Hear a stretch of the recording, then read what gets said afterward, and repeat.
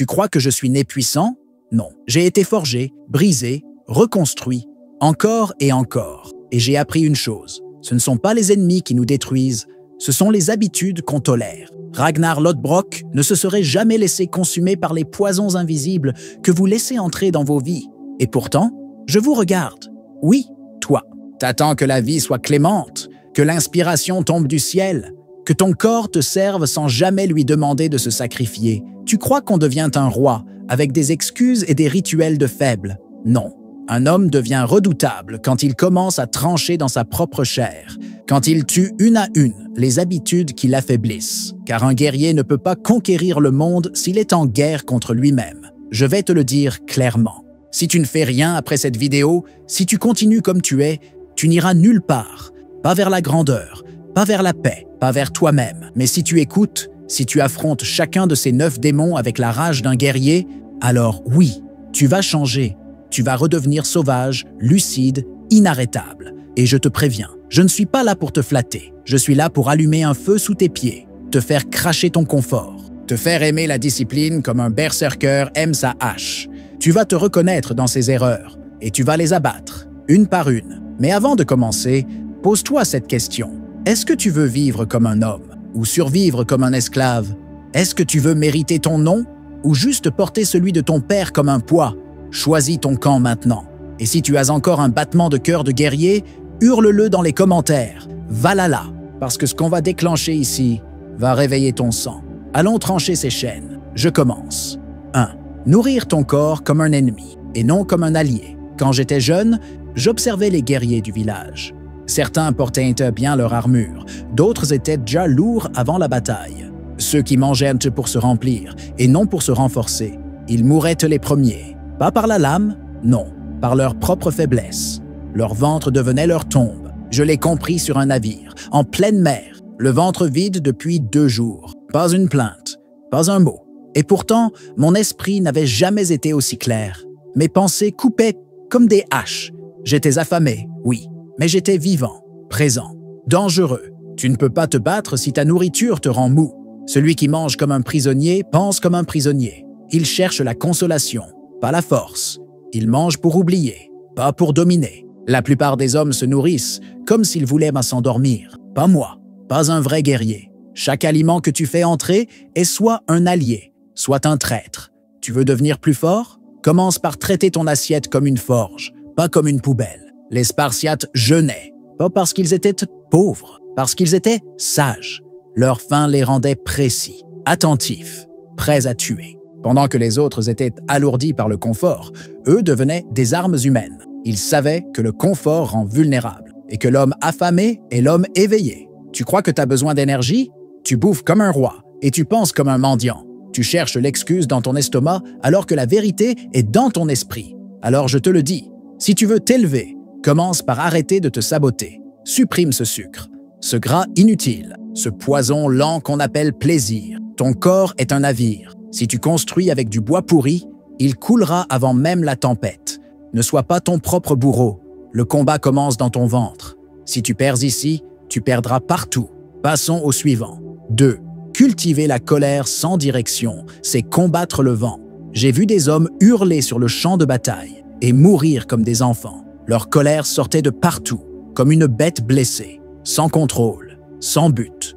Et le premier coup venu, ils s'écroulaient. Pas parce qu'ils étaient faibles physiquement, mais parce qu'ils n'avaient jamais appris à maîtriser le feu qui brûlait en eux. La colère est un outil, une arme, mais entre de mauvaises mains. C'est un poison, une hache sans manche.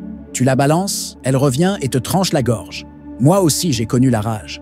Quand j'ai perdu l'Agertha, quand j'ai vu mes frères tomber, j'ai voulu tout brûler, le monde, les dieux, moi-même. Mais j'ai appris à me taire, à serrer les poings, à faire de chaque souffle un tranchant, à transformer le feu en acier. Tu vois, un vrai guerrier ne se laisse pas emporter. Il attend, il concentre, il transforme sa colère en stratégie. Il ne l'exhibe pas comme un enfant qui tape du pied. Il l'enferme, et le jour où il la libère, il fait tomber des royaumes. La fureur sans stratégie est une hache sans lame. Et aujourd'hui, vous êtes nombreux à vivre dans cette tempête intérieure, à exploser pour un mot de travers, à casser des choses au lieu de construire. Mais dis-moi, à quoi t'a servi ta dernière crise? As-tu gagné? As-tu avancé? Non, tu t'es vidé et tu t'es affaibli.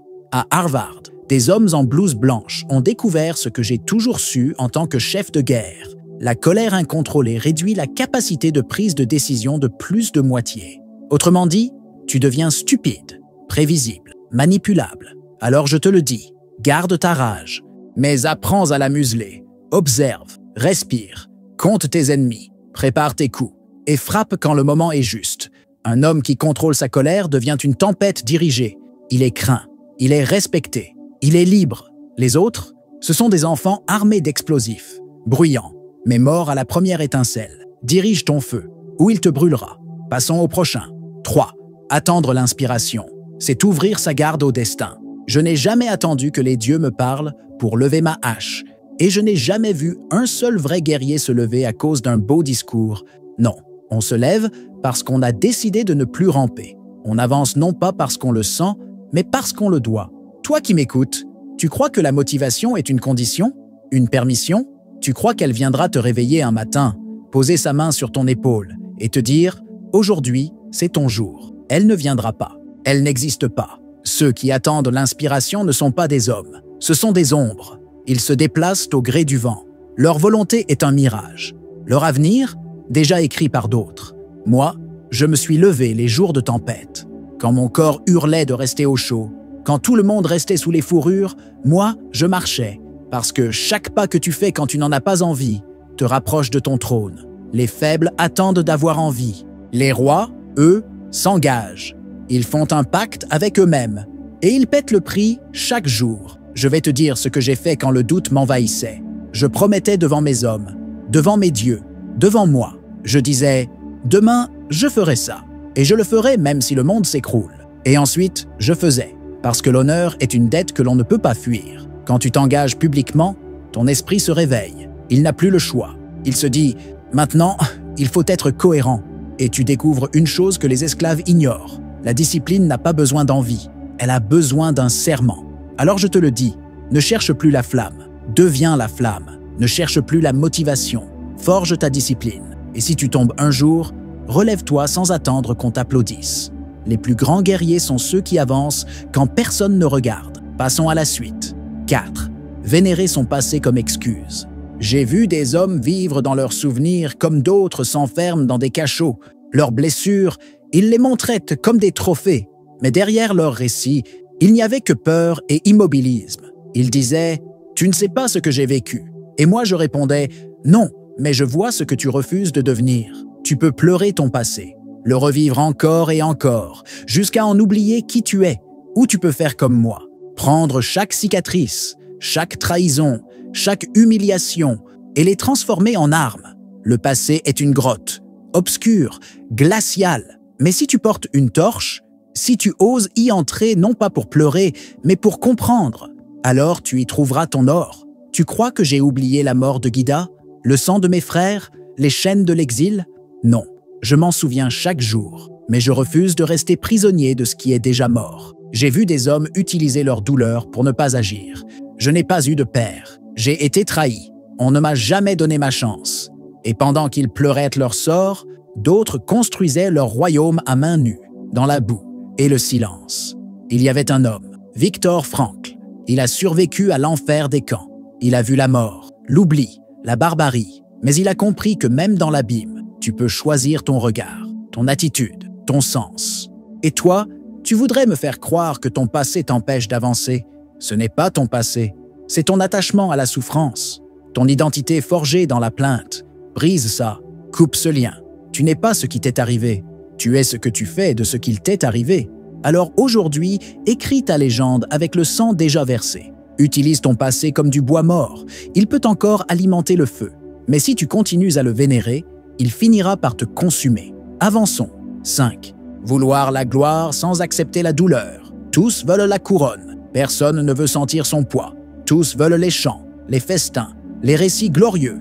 Mais rares sont ceux qui acceptent de marcher pieds nus sur les pierres de l'effort, le sang coulant entre les orteils. Quand j'ai voulu devenir roi, je n'ai pas prié les dieux.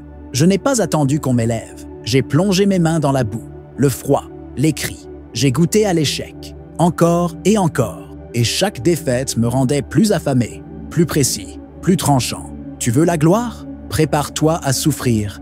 Pas une fois, pas un jour, tous les jours. La vraie douleur, ce n'est pas celle qui t'éclate le muscle. C'est celle qui t'oblige à continuer quand tu n'as plus rien. Celle qui te regarde dans les yeux et te dit « Tu n'es pas assez ». Et tu lui réponds « Regarde-moi encore demain ». Quand David Goggins, cet ancien soldat, a voulu battre un record de traction, il a échoué plusieurs fois. Ses mains étaient en lambeaux, il saignait, il tremblait, mais il s'est relevé, pas parce qu'il était plus fort, mais parce qu'il refusait de perdre sans s'être vidé jusqu'à l'os. Et c'est ça, la différence entre ceux qui rêvent et ceux qui règnent. Les premiers abandonnent dès que ça fait mal. Les autres avancent parce que ça fait mal. Moi, je n'ai jamais fait confiance aux hommes sans cicatrices. Ils cachent quelque chose. Soit ils n'ont jamais combattu, soit ils ont toujours fui. Mais un dos marqué, des mains calleuses, une âme qui a connu le froid, la solitude, la peur. Voilà un homme qui peut bâtir un empire. Tu veux l'or? Rappelle-toi, il est arraché à la terre, avec des mains en sang. Ce monde ne donne rien. Il regarde si tu es prêt à saigner pour mériter. Et si tu refuses la douleur, alors oublie la gloire. Continuons. 6. Sous-estimer le silence.